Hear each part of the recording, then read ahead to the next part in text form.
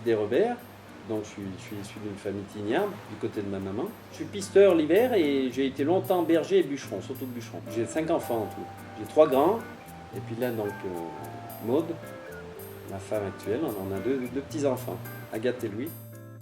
Ici, c'est le hameau des Combes et des Combes d'en bas. On a découvert en fait ce village en ruine il y a une dizaine d'années. Et puis avec ma femme, là, on avait vu qu'il y avait une maison à vendre tout au départ. C'était la première.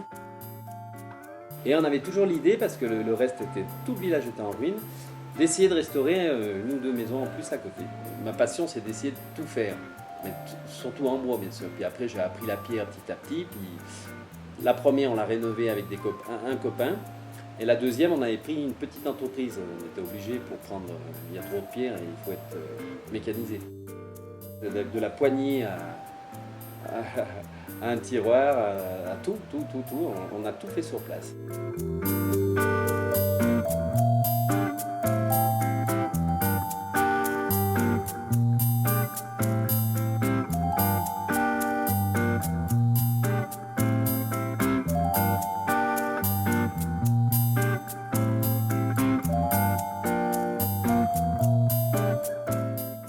En 2004, on est passé, je voulais m'enseigner sur le solaire. J'avais acheté 2 petits panneaux, mais il n'y avait pas de suivi. Il y avait les boîtes où vous vendez la cam et puis il n'y avait aucun suivi.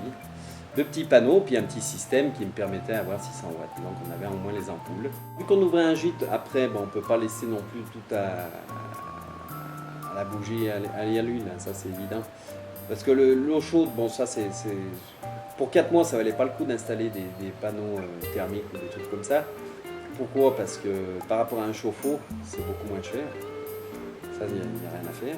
Donc l'eau chaude, c'était pas vraiment un problème. Et l'électricité, oui, c'est un peu le confort, parce qu'en plus avec les enfants, le portable et surtout l'ordinateur, c'est quand même agréable. Même un frigo, on n'a jamais eu de frigo jusqu'à maintenant. On l'a branché aujourd'hui, le frigo. Ça nous fait drôle.